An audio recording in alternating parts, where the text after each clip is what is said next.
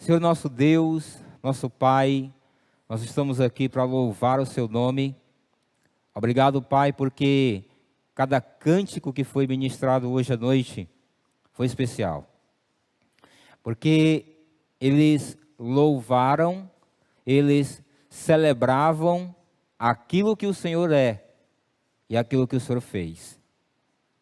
Te louvamos porque nos cânticos que ouvimos aqui, eles apresentavam esse aspecto da tua soberania, do teu sacrifício na cruz, da sua vitória contra o pecado. E eu, Pai, quero lhe agradecer, orando para que essa mensagem do Evangelho cantada seja uma mensagem que esteja atenta, latente nas nossas mentes, no nosso coração, a fim de que possamos caminhar fixados naquilo que é o Evangelho, que é a pessoa do Senhor Jesus Cristo, a sua obra, a sua morte, o seu sepultamento, a sua ressurreição e a sua promessa de vir aqui nos buscar. Eu lhe peço, Pai, por esse tempo que teremos aqui para compartilhar a sua palavra. A minha oração é, Pai, ilumina o nosso entendimento para que compreendamos a sua palavra. Ó Pai, num nível prático, num nível operacional, e não apenas sermos pessoas que apenas têm a palavra de Deus na cabeça, mas não transforma isso em prática. Nos livra disso, Deus. Nos torna cristãos, ó Pai, que de fato compreendem a palavra, que de fato colocam em prática a palavra do Senhor. É a minha oração, Pai, é o meu desejo hoje à noite, Deus. Que de fato o Seu Espírito possa nos constranger e nos levar a reconhecer os nossos erros e pecados, e que assim, Pai, abandonando o pecado e vivendo a sua palavra, que possamos viver uma vida sábia, sensata, justa, até a vinda de nosso Senhor. Eu te louvo, eu te agradeço por esse tempo em nome de Jesus. Amém. Vamos ler Tiago, capítulo 3, 13 a 18. Quem entre vós é sábio e inteligente? Mostre em mansidão de sabedoria, mediante condigno proceder às suas obras. Se pelo contrário, tendes em vosso coração inveja amargurada e sentimento faccioso, nem vos glorieis disso, nem mintais contra a verdade. Esta não é a sabedoria que desce lá do alto. Antes é terrena, animal e demoníaca. Pois onde há inveja e sentimento faccioso, aí há confusão e toda espécie de coisas ruins. A sabedoria, porém, lá do alto é primeiramente pura, depois pacífica, indulgente, tratável, plena de misericórdia e de bons frutos, imparcial, sem fingimento. Ora, é em paz que se semeia o fruto da justiça para os que promovem a paz. Você deve lembrar, não faz muito tempo que você ouviu no domingo passado a ministração da palavra de Deus através do pastor Josué. E no domingo passado ele destacou para nós que essa mensagem que eu vou estar dando sequência hoje, ela faz parte de 3 mensagens que estão, 2 no capítulo 3 e uma no capítulo 4, versículos de 1 a 10. Todas essas 3 mensagens, elas fazem parte de um mesmo raciocínio, de um mesmo tema. E isso é importante para nós, porque precisamos entender aonde estamos caminhando dentro do livro de Tiago, e caminhar de maneira centrada, cadenciada, sabendo onde estamos pisando, e aonde é que estamos centralizados na mensagem. Então, o Josué no domingo passado, ele apontou o problema que esse texto apresentava para nós. O problema que foi apresentado era o mau uso das palavras e o seu efeito devastador nos relacionamentos. Você deve lembrar que ele falou sobre os problemas do mau uso da língua. É tão pequena, mas tão destrutiva. Então o pastor Josué apresentou para nós os problemas que estão envolvidos quando você fala de modo impensado, com fofoca, maledicência, e os pecados da língua ali foram expostos. Então ele apontou o problema. Hoje eu venho trazer a solução. Eu espero que você não tenha ficado sem esperança, né? Do último domingo para cá. E agora, como é que vai ficar? Eu sei que o mal, a língua é terrível. E aí, agora, como é que eu faço? Agora, hoje à noite, a gente vai tratar exatamente sobre a solução do problema apresentado. Qual é a solução quando você tem problemas com o mau uso das palavras? Qual é a solução? Como que você pode resolver os problemas de uma língua que é incessante para falar, uma língua que é indomável, uma língua que tem problemas de apontar os erros dos outros, falar mal dos outros? Qual é a solução para um coração assim, para uma língua assim? A solução é que, como que vamos utilizar, como que vamos conseguir vencer o mau uso das palavras? Falando de maneira sábia, de maneira prudente e equilibrada. E é o que a gente vai ver hoje, que a sabedoria do alto, ela é a solução de Deus para os problemas do mau uso da língua. Então eu estou hoje dando a solução do problema que foi apontado no domingo passado e lançando as bases para aquilo que o Judásio vai falar no domingo que vem. Ele vai pegar Tiago 4, de 1 a 10, e vai falar sobre a origem dos problemas, trazendo também um pouco de solução para esses problemas. Então, de onde procedem as guerras e contendas que há nos relacionamentos? Então ele vai apontar a origem desses problemas e trazer uma solução bíblica, como é comum, como tem sido comum no nosso tempo aqui de pregação, de ministração da palavra de Deus. O texto que nós acabamos de ler, ele é um texto que vai falar sobre dois tipos de sabedoria. A sabedoria terrena e a sabedoria do alto. E é exatamente aqui que nós vamos conseguir encontrar esperança na maneira de lidar com as nossas palavras, na maneira de como que nós podemos nos comportar dentro dos relacionamentos que nós temos.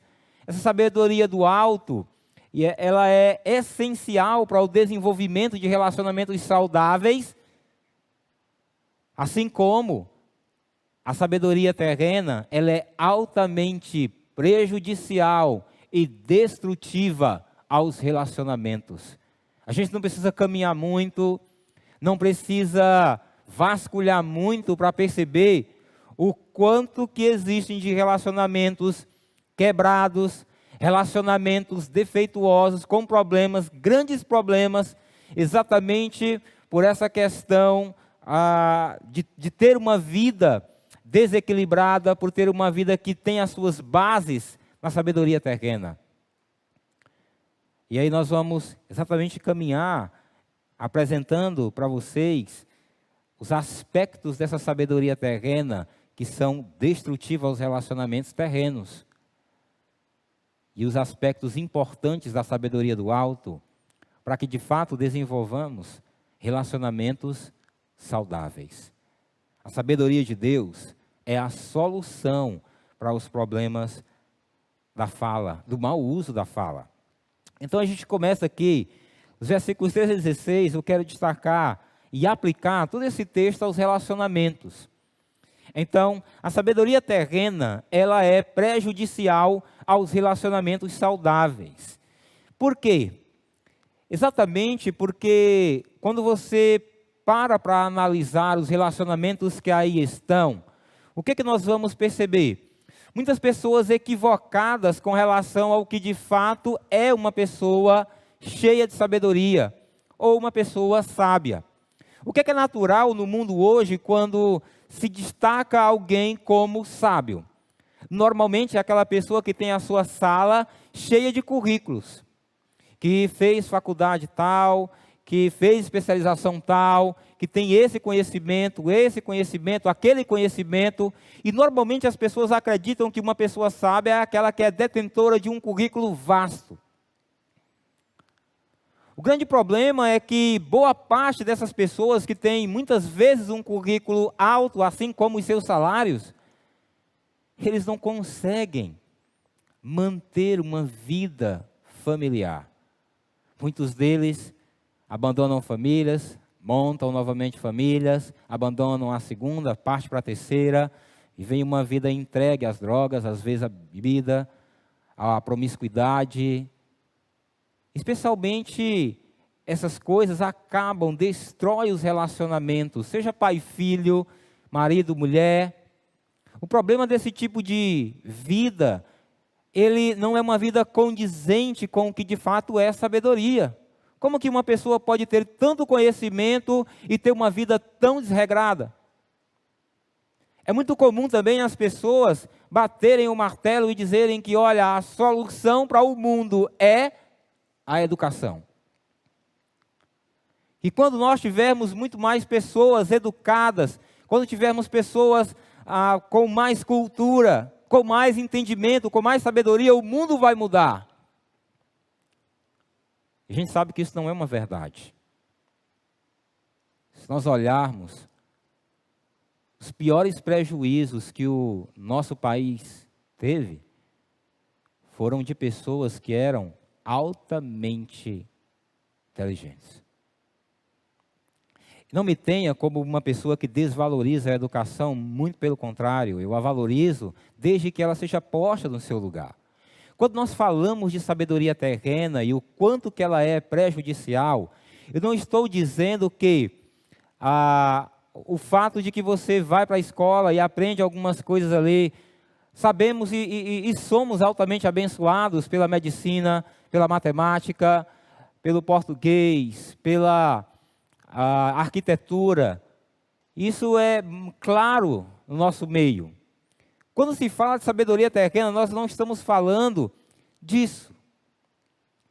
Nós estamos falando de sabedoria terrena, aquela sabedoria que tem os seus princípios, os seus valores diferentes do que os valores e os princípios da palavra de Deus.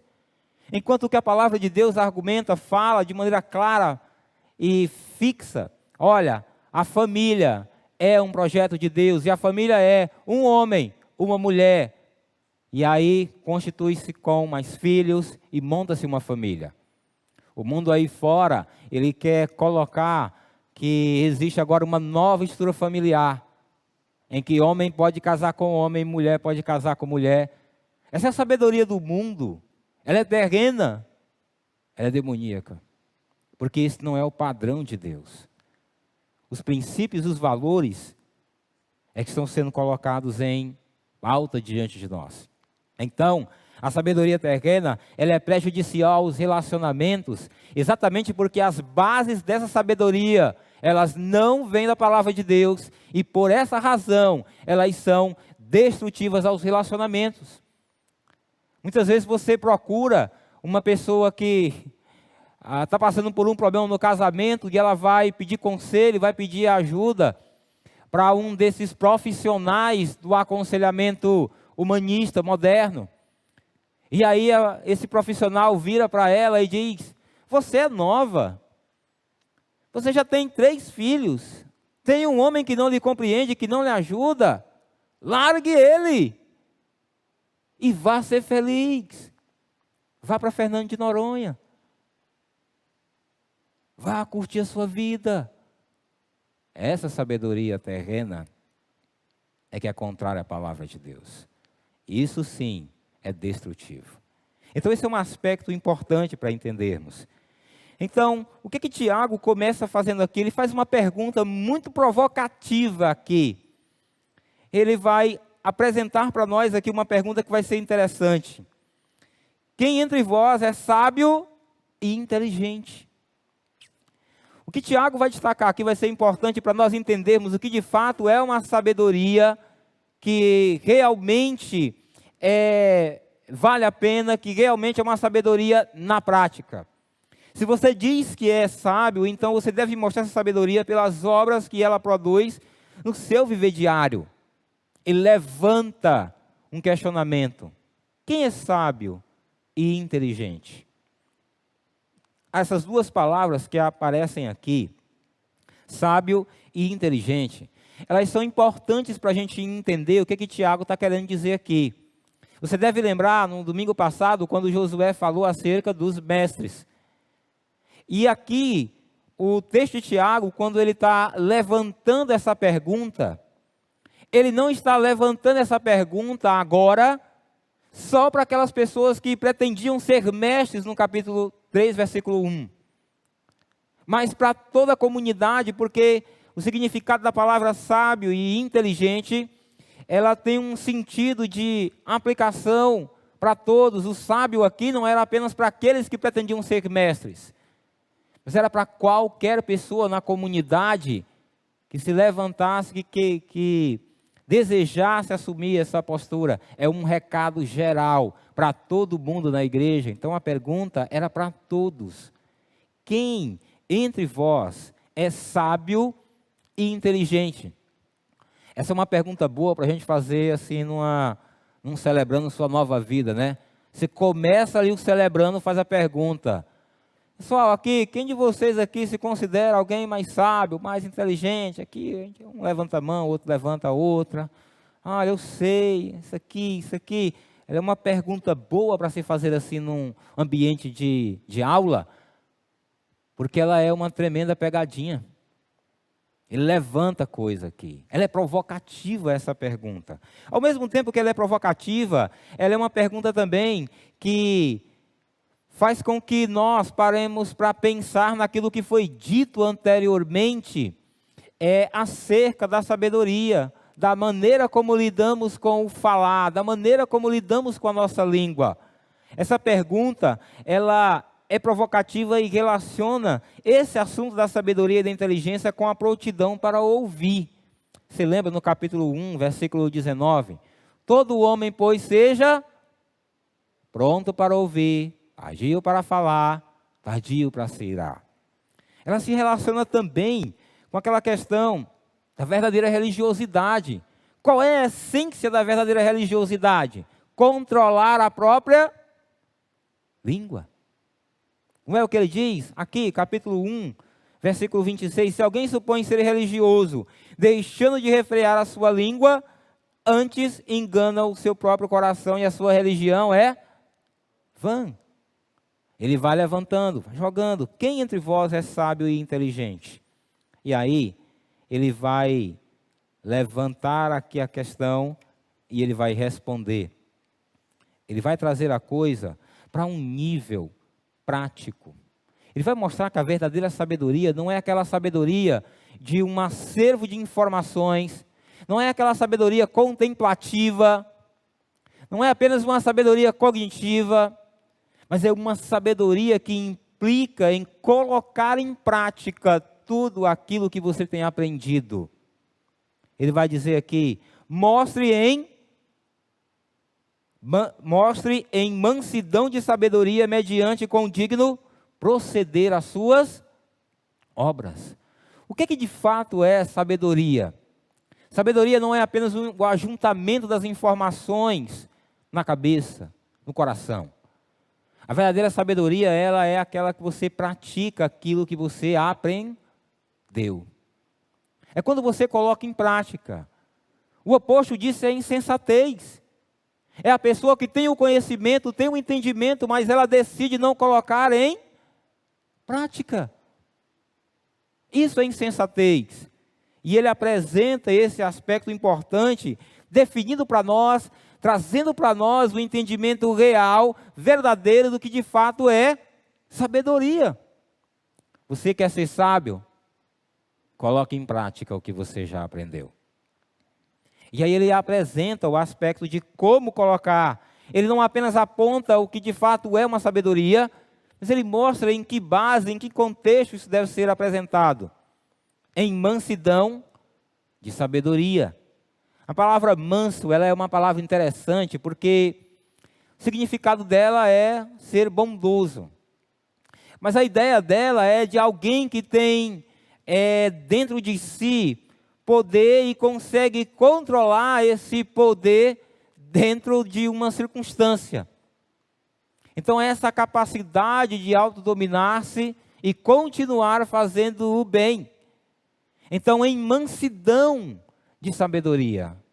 Você coloca em prática tudo aquilo que você aprendeu nos momentos de crise, nos momentos de crítica, nos momentos difíceis que você tem, nos relacionamentos que você vive. Esse é o ambiente. E ele diz, com digno proceder, que essa ideia de uma conduta prudente, de uma conduta adequada para aquele ambiente. Então, sabemos que a sabedoria, ela nada mais é do que você viver os princípios da palavra, não apenas aqui, mas colocando em prática. E de que modo? Com mansidão. Ah, pensou? Está lá você em casa, mandando, pede seu filho, filho, vai orar. Ah, mãe, não vou orar agora não. Mas como que você não vai orar, meu filho? Você não sabe que orar é algo de Deus. E aí o menino já vai orar por medo, né?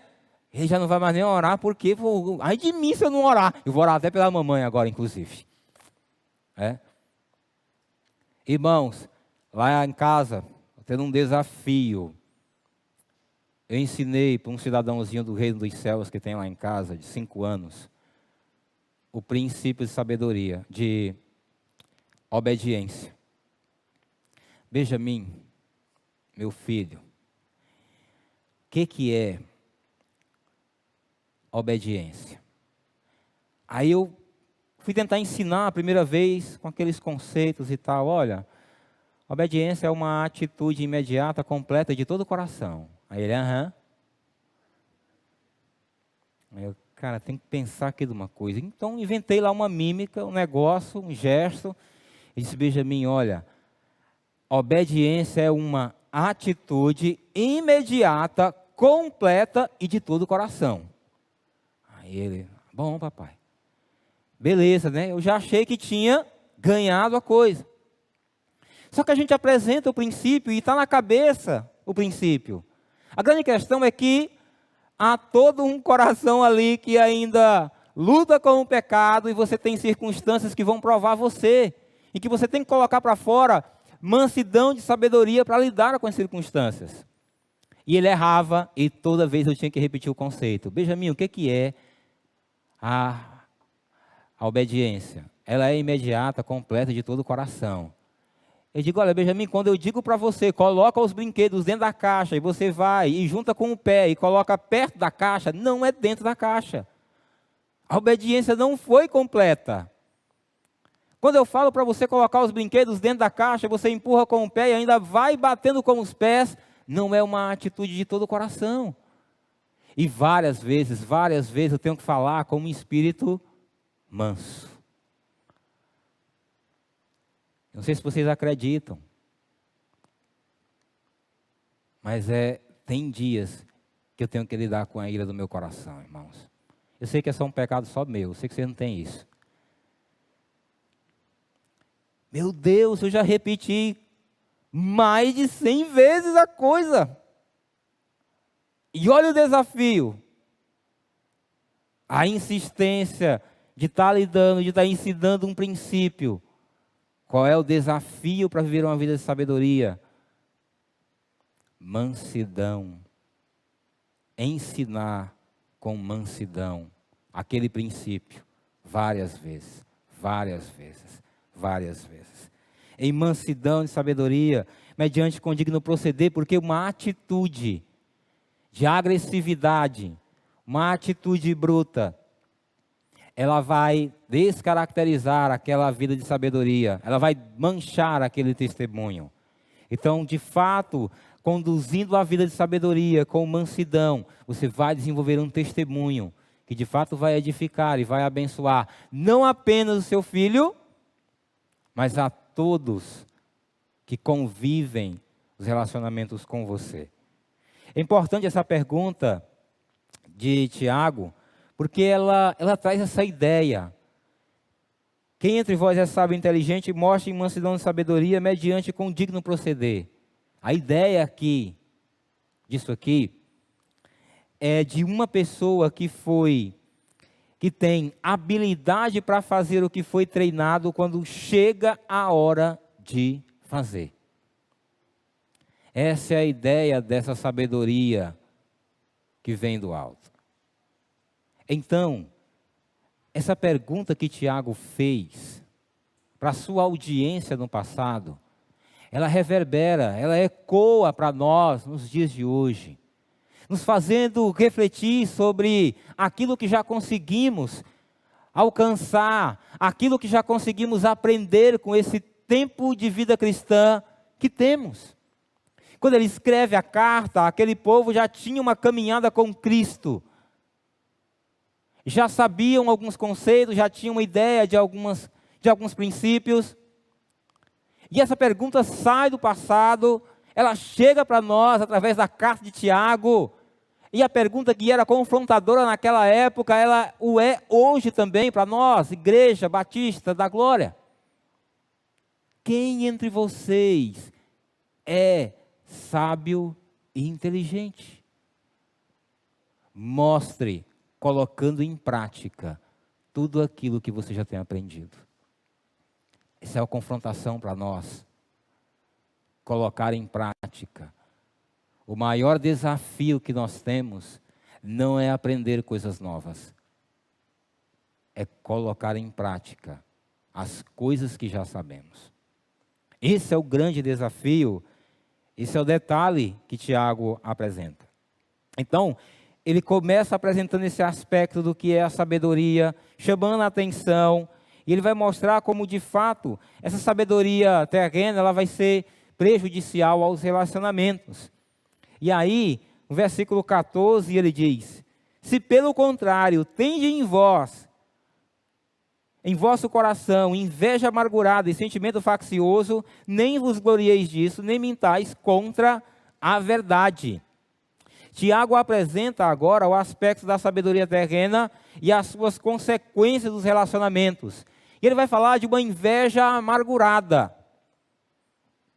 Primeira vez que eu li isso aqui na vida, eu só sabia que existia inveja.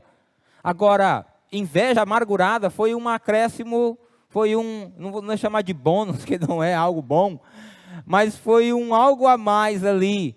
Mas apenas para deixar claro para nós o que é essa atitude invejosa e como isso é destrutivo dos relacionamentos.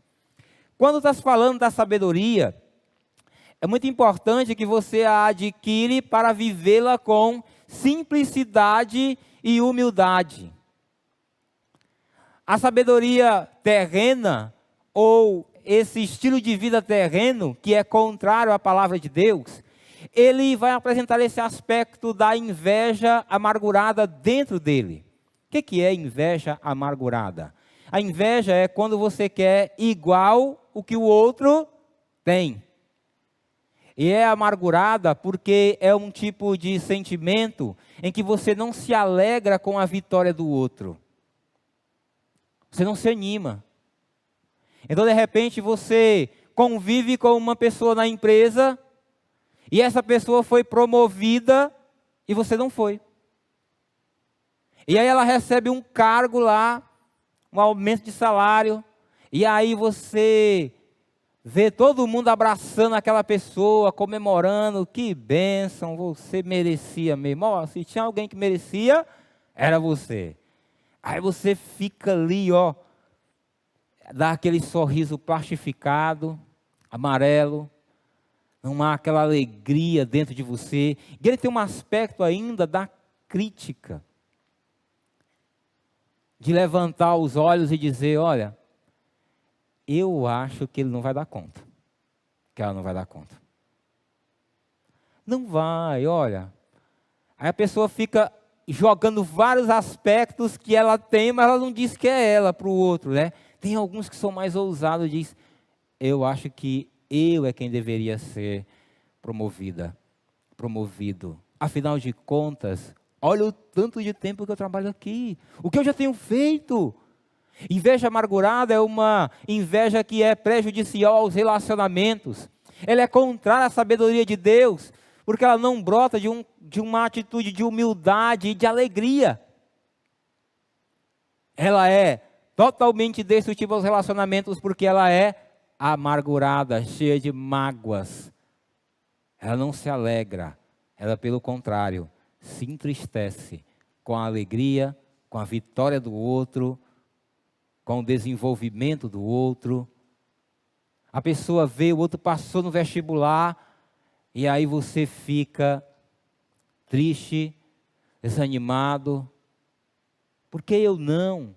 Por que eu não passei? Fulano de tal, ele nem vai tanto para a igreja assim, nem tem esse compromisso com Deus. Aí ele vai lá e passa, e eu não.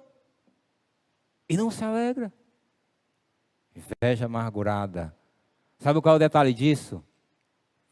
Essa pessoa que tem inveja amargurada, ela vai começar a evitar aquela outra. Até dar certos cumprimentos. Aquela coisa mais, oi, oi. E passa. O relacionamento vai secando. Esse é um aspecto da sabedoria. É uma sabedoria que desce do alto, que vem do Senhor.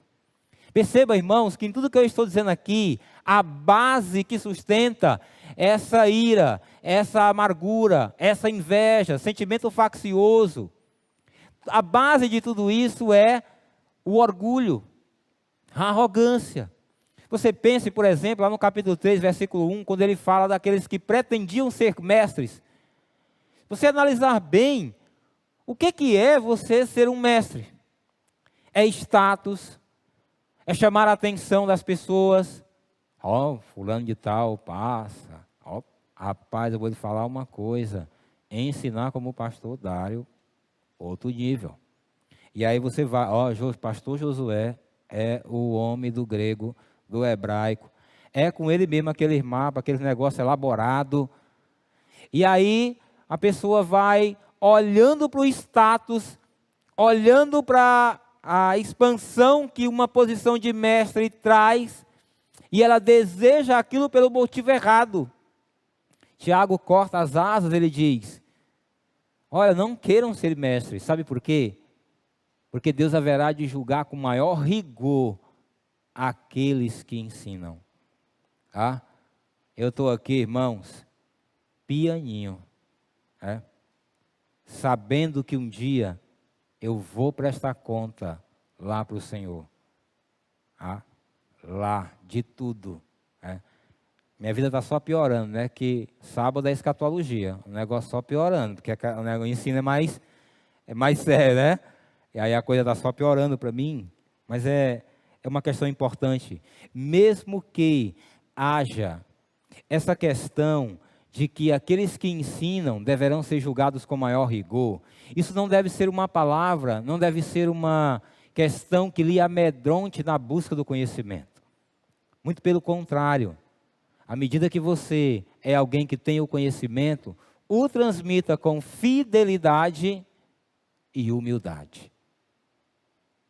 É muito comum, irmãos, quando a gente vê em rodas de teologia, nas células, provavelmente, isso acontece muito, quando você toca em um determinado assunto, nós percebemos logo as pessoas que saem ali em defesa e argumentam, trazem para si que são conhecedoras daquele assunto e vão colocando. Eu acho algo interessante no pastor Dário, isso para mim foi uma grande lição. O pastor Dário, como a gente sabe, e aqui eu estou usando aquele negócio, seja o outro que te louve e não você mesmo. O Dário, ele tem algo assim que transmite essa ideia de simplicidade. Todos nós somos conhecedores do que Deus deu para o pastor Dário em termos de conhecimento bíblico, na forma de lidar. Mas perceba quando o pastor Dário vai fazer uma colocação num ambiente em que as pessoas estão ali aprendendo, ele faz muitas vezes uma pergunta, levantando ali a atenção das pessoas, e ele tenta transmitir aquilo que ele sabe com muita simplicidade e humildade. Às vezes, a pessoa questiona e ela começa a conversar com o Dário, se achando, às vezes, alguém lá com conhecimento, e no fim ela sai dali repensando algumas coisas, de maneira simples. Esse é um aspecto que eu vejo no Dário, que é algo de um grande exemplo, na hora que a gente está conversando.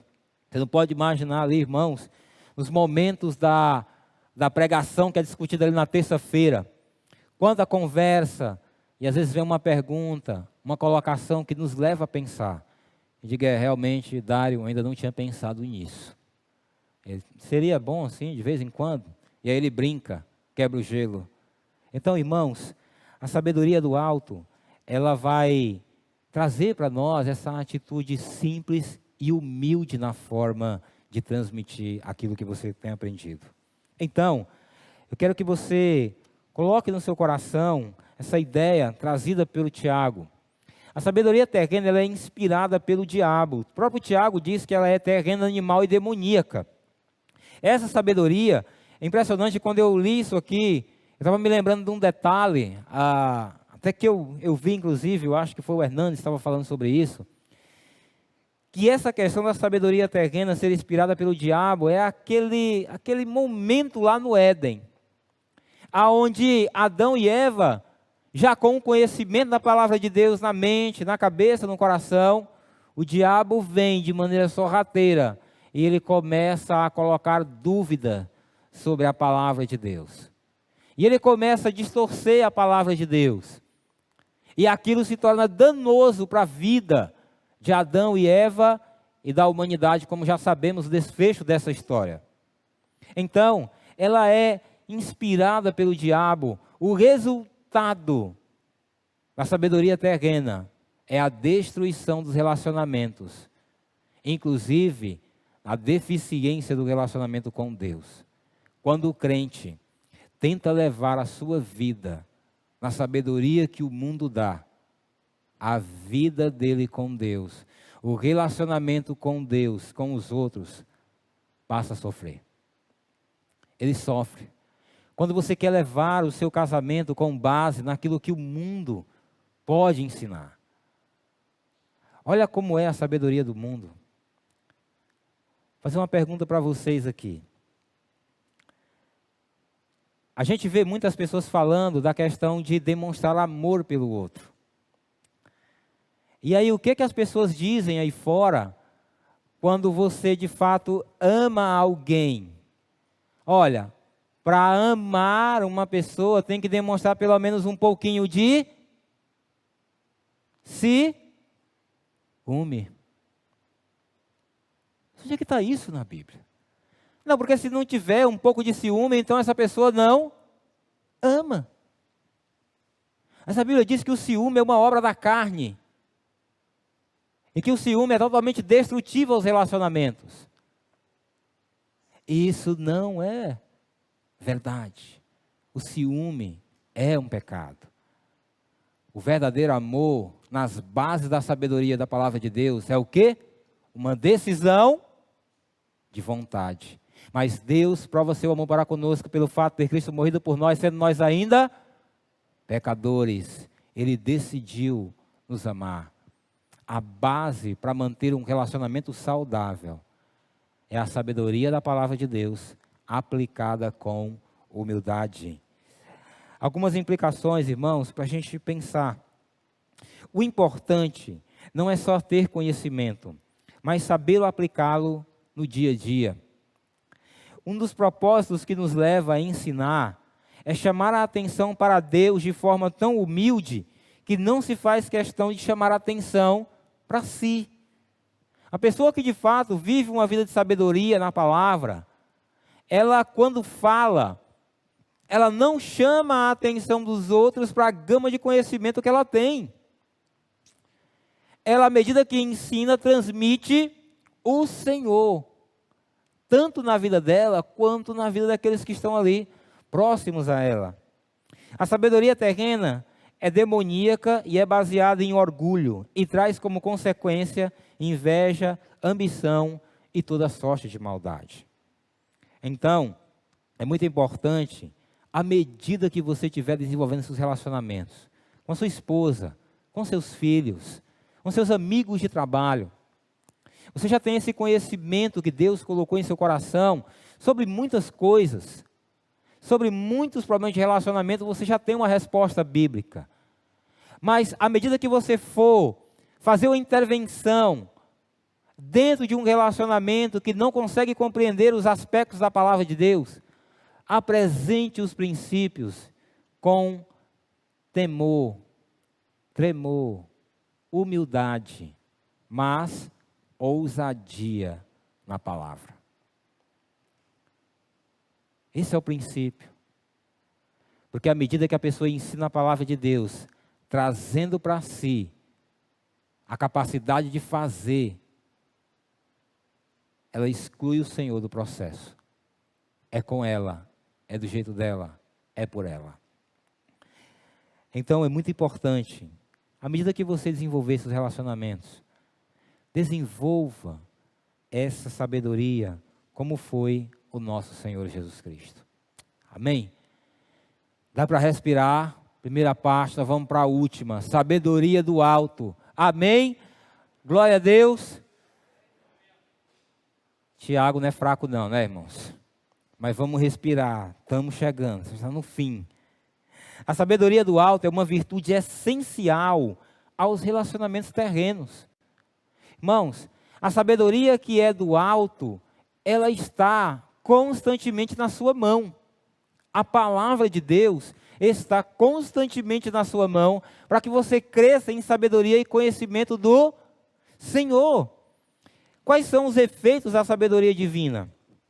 Embora Tiago agora vai explicar o que é a sabedoria do alto, os adjetivos que ele vai apresentar irão descrever que a sabedoria faz e como os seus efeitos são importantes para tornar os relacionamentos saudáveis. Repare bem, versículo 17. A sabedoria, porém, lá do alto é primeiramente pura, depois pacífica, indulgente, tratável, plena de misericórdia e de bons frutos, imparcial, sem fingimento. Ora, é em paz que se semeia o fruto da justiça para os que promovem a paz. Esse é um aspecto importante que Tiago vai entrar agora aqui. É que a sabedoria do alto, ela será essencial para os relacionamentos terrenos serem saudáveis. Quando eu me refiro a esses relacionamentos terrenos, eu estou me referindo aos relacionamentos que você tem. Sua esposa, seus filhos, amigos, os ambientes que você desenvolve os seus relacionamentos. O que é que vai tornar a sabedoria do alto uma virtude essencial aos relacionamentos? A sua origem e os seus efeitos. Se você analisar bem os adjetivos, as questões que Tiago vai colocar aqui, descrevendo os aspectos da sabedoria, irmãos, todos eles apontam para Jesus. Jesus é aquele que conseguia ter todos esses aspectos da sabedoria do alto. Pura, plena de misericórdia, sem fingimento. Ele conseguia ter em si cada uma dessas questões aqui. E ele, nesse sentido, é um modelo para nós seguirmos. À medida que você olha, quando Jesus tinha os embates com os fariseus, com os escribas, com os discípulos ainda muito inconstantes na sua vida de seguir a Cristo, você consegue ver Jesus constantemente se colocando exatamente nesses termos, de maneira pacífica, de maneira amável. Ele vai destacar aqui esses aspectos, esses adjetivos que são importantes.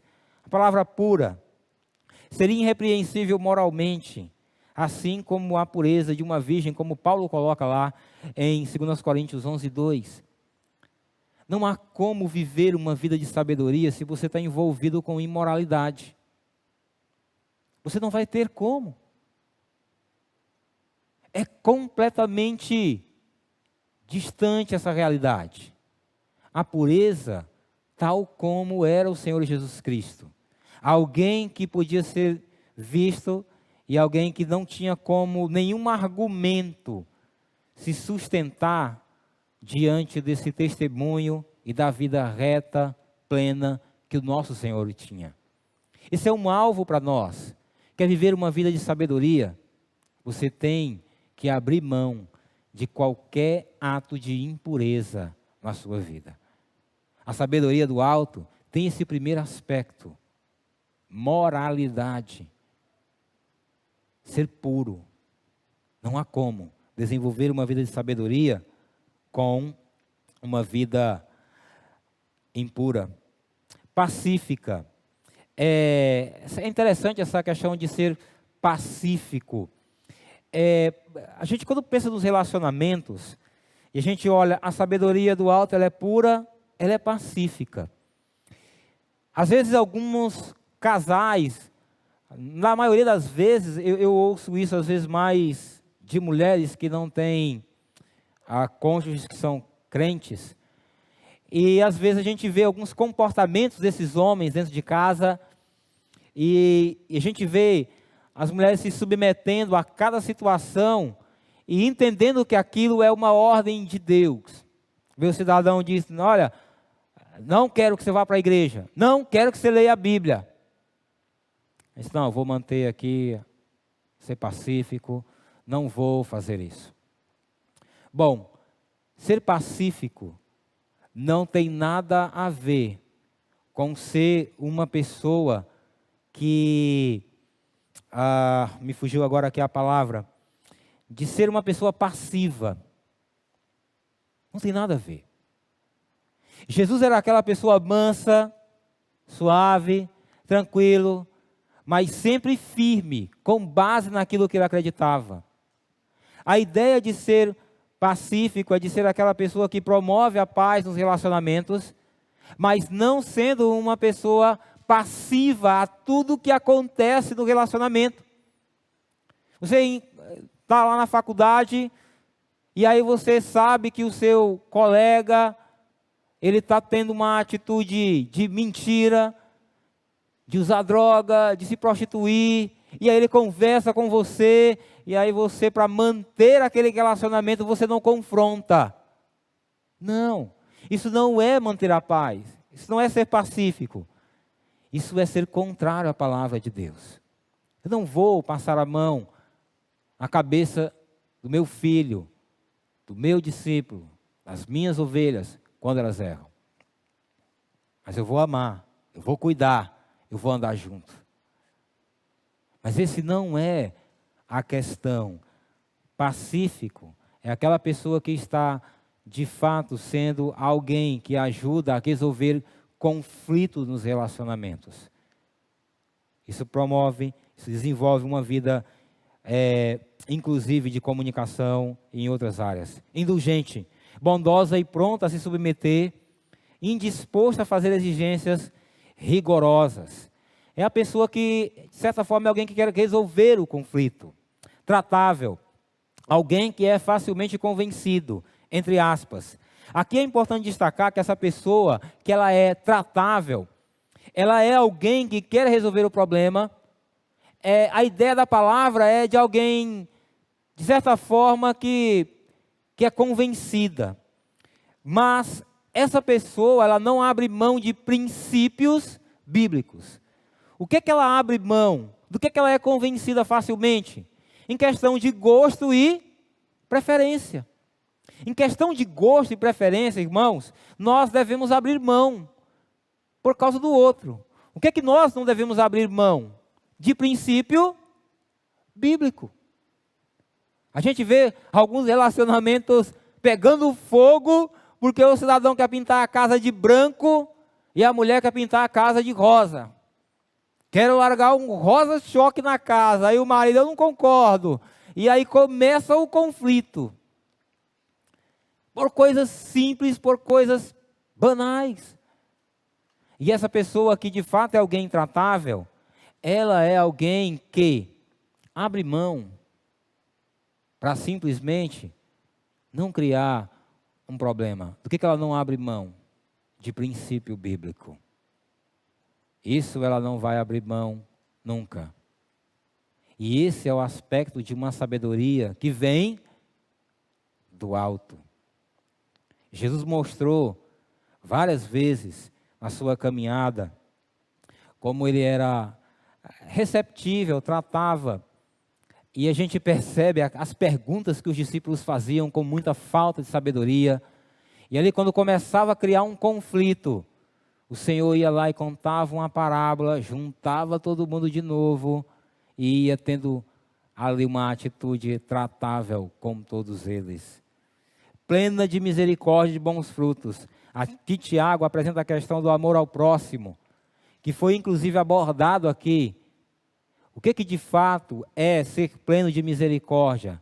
É essa atitude que você tem de agir com compaixão com o próximo. De agir com a mesma misericórdia que você recebe de Deus, você dá para o outro. A pessoa que, às vezes, ela tem um certo conhecimento, e quando o outro tropeça na fé, quando o outro tem um tropeço na sua caminhada, ela age de maneira enérgica, dura, seca. E aí já quer logo cortar aquela pessoa, tirar da igreja, tirar da célula. E não é bem assim. A misericórdia é a atitude de Deus para com o miserável. E ser misericordioso, volto a dizer, é a maneira amável de você tratar o outro, porém, não é uma atitude que você tem de ignorar os pecados que a pessoa pratica. É necessário agir com confrontação, que inclusive a confrontação é um ato de amor. A imparcialidade também, ela tem um sentido de não demonstrar preconceito, de não ser aquela pessoa que cria essas separações, ela age não movida por um partido A ou B. E o que é importante você entender, de repente você já foi resolver um conflito, seja no casamento, entre os filhos, e aí você acaba sendo acusado de que está puxando mais para o outro. É porque, pai, o senhor gosta mais dele. Não, o senhor gosta mais dela. E ali você fica no meio do fogo cruzado. A atitude de sabedoria é que quando você vai resolver a questão, você não usa o seu padrão, você usa o da palavra. Em casa tem uma regra para os 2 cidadãos do reino dos céus que tem lá. Se brigar, os 2 são disciplinados.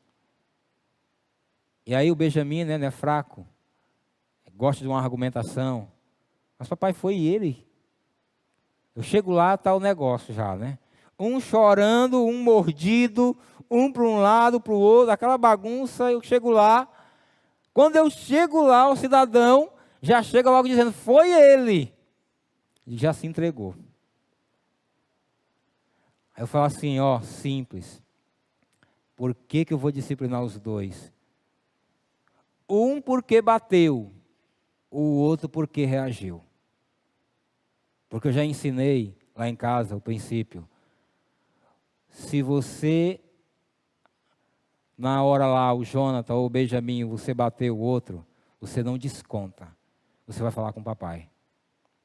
Porque aí você depende não da sua justiça própria. Você vai ter que depender do julgamento que o pai vai fazer na palavra para resolver a questão. Então, quando você bate, você se satisfaz a sua vingança. Aí você está errado. Aí o negócio pega para os 2. Então, a base na hora de resolver um conflito é o que a sabedoria de Deus diz, o que a palavra de Deus diz. Quando vou fazer aconselhamento, irmãos, e aqueles que já fizeram aconselhamento comigo sabem, eu não fico tentando dizer o que eu acho, o que eu penso. A grande questão é o que a Bíblia diz sobre o seu problema. Ela é a sabedoria de Deus do alto, que todo dia está na sua mão. E você tem a sabedoria do alto, não nas nuvens, na sua mão, todo dia, para tomar posse dela. Aí sim cabe, tome posse da Bíblia que está na sua mão. Aqui cabe essa questão, sem fingimento. É uma sabedoria que não se foca em exibicionismo ou pretensões de chamar a atenção para si. Mas é uma sabedoria que busca apresentar Cristo como Senhor. Somos orientados também por Paulo a buscar e a pensar nas coisas, ou sabedoria do alto. Paulo chama a nossa atenção em Colossenses 3, de 1 a 4. Pensai nas coisas que são e buscai as coisas que são. Somos motivados a buscar, a desenvolver uma mentalidade celestial voltada para esse conhecimento. O padrão do Senhor está diante de nós para agirmos em qualquer circunstância da nossa vida, para desenvolvermos os relacionamentos com sabedoria. A sabedoria do alto, ela vai promover paz nos relacionamentos. Ele vai dizer finalmente, ora, é em paz que se semeia o fruto da justiça para os que promovem a paz. Enquanto a sabedoria terrena promove toda sorte de coisas ruins e muita confusão e muitos males, a sabedoria, ela tem como fruto ali a sua paz. O fruto da justiça é a sabedoria e esse resultado é a paz. Qual é o fruto da justiça? A sabedoria.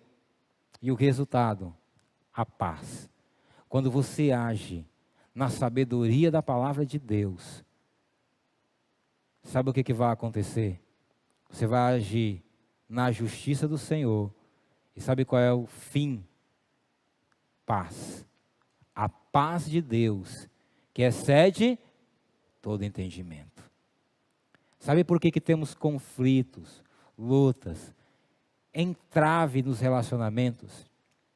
Porque queremos desenvolver os relacionamentos que temos com base no conhecimento que já temos sobre o outro, sobre o mundo, sobre a nossa convivência. E aí dá problema. Aí dá confusão. Aí dá muito problema. Mas quando você desenvolve com base na palavra, você desenvolve a paz de Deus no seu coração. Eu quero finalizar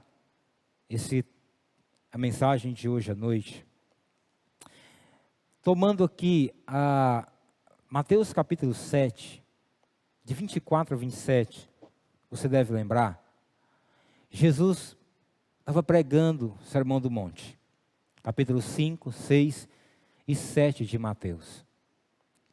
Ele finaliza o Sermão do Monte, e aí ele vai ilustrar tudo aquilo que ele disse, contando uma parábola. Ele apresenta uma ideia.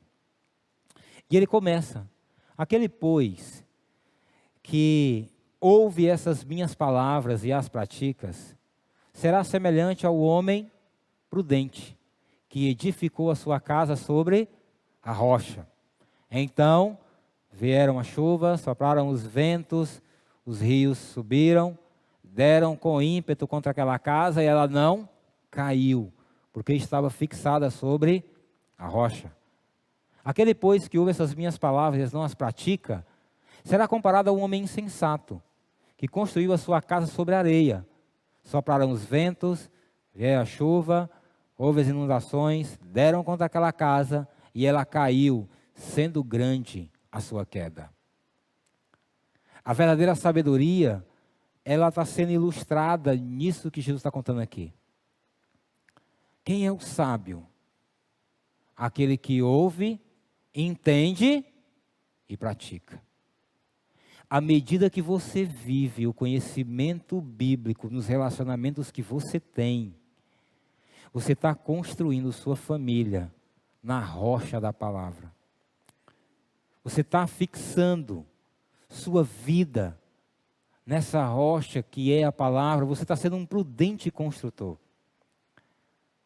Os problemas de relacionamento podem vir, as crises, as dificuldades, mas você vai se manter firme.